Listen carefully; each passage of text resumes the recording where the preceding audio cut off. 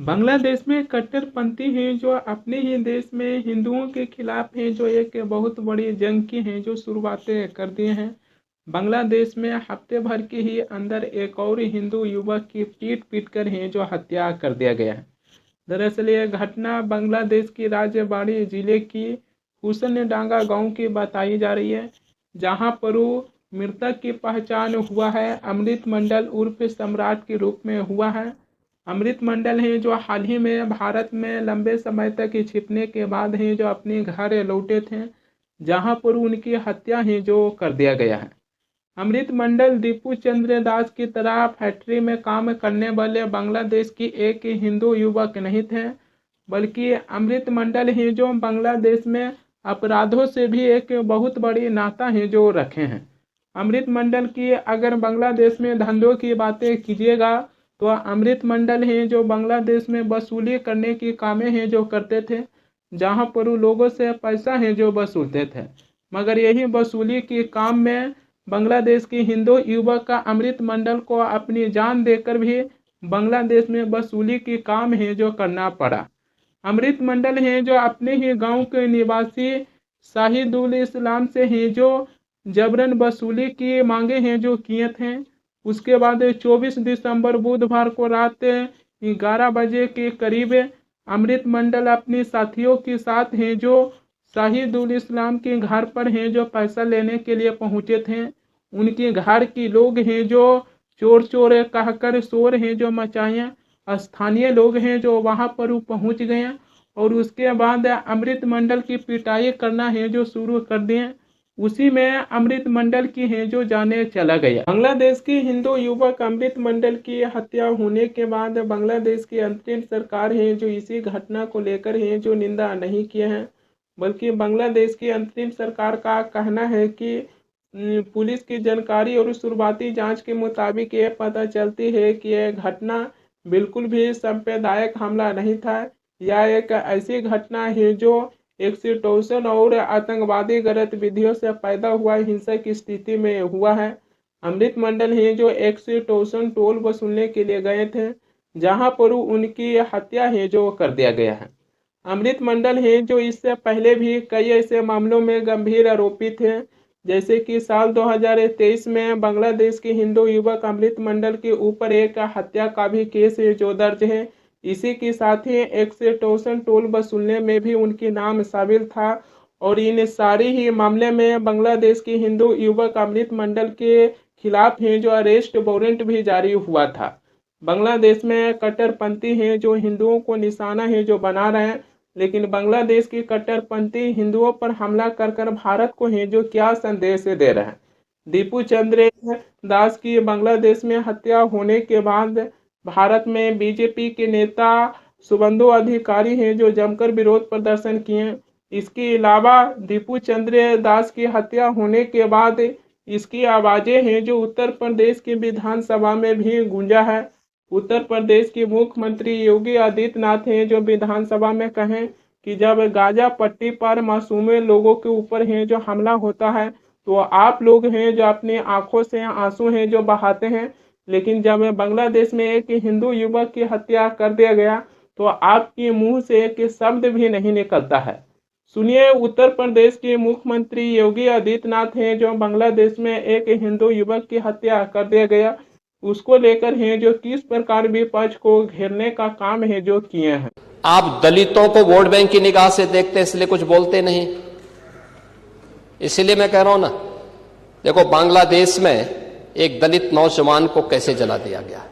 आप लोग गाजा पट्टी में होने वाले किसी भी उस पर आंसू बहाते हैं, लेकिन आपकी जबान से एक शब्द नहीं निकल रहा है क्योंकि एक दलित नौजवान मारा गया बांग्लादेश में और उस नौजवान के मरने पर आपकी जबानी सिल चुकी है क्योंकि आप उसको केवल वोट बैंक के रूप में इस्तेमाल करते हैं। ये राजनीति नहीं है पांडे जी, ये राजनीति नहीं है, ये वो सच्चाई है जो आपकी तुष्टीकरण की नीति है जिसके कारण बांग्लादेश बना है। अगर बांग्लादेश पाकिस्तान नहीं बना होता, इस तरीके से हिंदू नहीं जलाया होता, और जलाता तो फिर उसकी क्या दुर्गति होती या वह भी जानता। ये सुरक्षा की गारंटी, वहां मारे जा रहे हैं हिंदू, आप लोग नहीं बोलेंगे। एक कैंडल मार्च निकाल के चलते हैं गांजा के मुद्दे को लेकर के, लेकिन पाकिस्तान और बांग्लादेश में हिंदू मारा जाता है तो आपके मुंह बंद हो जाते हैं, क्योंकि मरने वाला हिंदू है, दलित है, आप बोलेंगे नहीं। और यही सच्चाई है।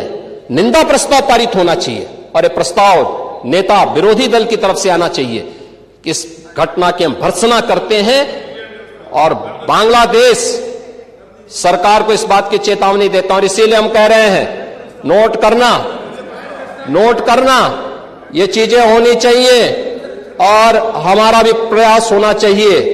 जब बांग्लादेशी को यहां से निकालेंगे और रोहिंग्या को यहां से बाहर का रास्ता दिखाएंगे तो उनके समर्थन में मत आना, क्योंकि उनमें से बहुत सारे लोगों के वोट आपने बनवाए हैं, उनके बहुत सारे लोगों के लिए आधार भी बनवाने का पाप किया है आप लोगों ने।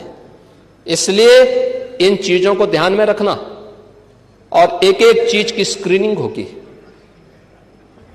बहुत प्रभावी कार्रवाई करेंगे। हमारे ही देश में रह करके ही हमारे लोगों के खिलाफ अपराध, और वहां पे निर्दोष हिंदुओं पर अत्याचार करोगे, निर्दोष सिखों पे अत्याचार करोगे, ये स्वीकार्य नहीं हो सकता है। उत्तर प्रदेश के मुख्यमंत्री योगी आदित्यनाथ हैं, जो बांग्लादेश में एक हिंदू युवक दीपू चंद्र दास की हत्या कर दिया गया है, उसको लेकर हैं जो विधानसभा में सवालें हैं जो किए हैं।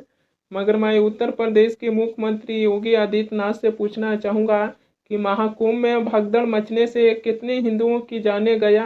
क्या उत्तर प्रदेश की सरकार है जो इसकी जानकारी सही से बता पाए हैं? उत्तर प्रदेश की सरकार है जो ये जानकारी दिए थे कि महाकुंभ में भगदड़ मचने से कम 37 लोगों की हैं जो जाने चला गया, मगर जो उत्तर प्रदेश की सरकार बताए हैं जो इससे कई ज़्यादा हैं जो दिखाई देती है। BBC है जो अपनी गहन जांच पड़ताल में यह पता लगाए हैं कि भगदड़ मचने से कम है जो 82 लोगों की जाने चला गया। जो उत्तर प्रदेश की सरकार से जो आंकड़ा बताए थे उससे कई ज़्यादा हैं जो दिखाई देते हैं।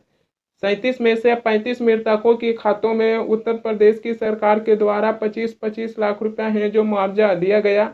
लेकिन जहां उत्तर प्रदेश के मुख्यमंत्री योगी आदित्यनाथ हैं जो बांग्लादेश में जब हिंदुओं पर अत्याचार होता है तो उत्तर प्रदेश की विधानसभा में भी इसकी जिक्र है जो करते हैं, लेकिन जब महाकुंभ में भगदड़ मचता है तो उसमें कितने हिंदुओं की जाने गया इसकी जानकारी है जो सही से उत्तर प्रदेश की सरकार है जो नहीं दे पाते हैं। बीजेपी के नेता शुभेंदु अधिकारी हैं जो कह रहे हैं कि सीमा के उस पार मोहम्मद यूनिस की पुलिस और यहाँ ममता बनर्जी की पुलिस, दोनों में कोई फर्क नहीं, दोनों अपने अंकों की अंधी सेवा करती है। बीजेपी के नेता शुभेंदु अधिकारी हैं जो ये भी कह रहे हैं कि अगर वे सोचते हैं कि उस देश में 2 करोड़ हिंदू लगातार निशाना बनेंगे और इस सीमा की इस पार 100 करोड़ हिंदू चुपचाप तमाशा देखते रहेंगे तो वे पूरी तरह गलत है। अगर आप सीमा की इस पार यानी कि भारत में हैं, हिंदू हैं, तो बीजेपी के नेता के मुताबिक आपको चुपचाप नहीं रहना है। बांग्लादेश में जाकर कट्टरपंथियों से लड़िए और जो वहाँ पर हिंदुओं पर अत्याचार हो रहा है, जो हिंदुओं को बचाने के लिए ही जो आवाज़ें उठाइए। सवाल ये आ जाती है कि बीजेपी के नेता शुभेंदु अधिकारी हैं जो इससे पहले भी बांग्लादेश में एक हिंदू युवक दीपू चंद्र दास की हत्या कर दिया गया था, इसको लेकर हैं जो विरोध प्रदर्शन किए थे, लेकिन अब इस तरीके से हैं जो अपने बयाने दे रहे हैं। इससे यह पता चलती है कि बीजेपी के नेता बांग्लादेश में हिंदुओं पर जो अत्याचार हो रही है उसकी मुद्दा उठाकर भारत में हिंदुओं की ओर हैं जो अपने क्या संदेश है जो देना चाहते हैं। बांग्लादेश में जिस प्रकार एक हिंदू युवक दीपू चंद्र दास की निर्मम तरीके से है जो हत्या कर दिया गया है, इसको लेकर है जो हर कोई है जो निंदा किए हैं। अगर यहाँ पर वो हिंदू युवक की जगह किसी और धर्म के लोग होते हैं और उनकी निर्मम तरीके से है जो हत्या कर दिया जाता, तभी है जो सवाल उठाया जाता बांग्लादेश के अंतरिम सरकार की समकक्ष लेकिन यहाँ पर वो भारत में केवल एक धर्म को लेकर हैं जो इसको लेकर सवालें हैं जो उठाया जा रहा है। यहाँ पर वो कोई धर्म की बात नहीं आना चाहिए।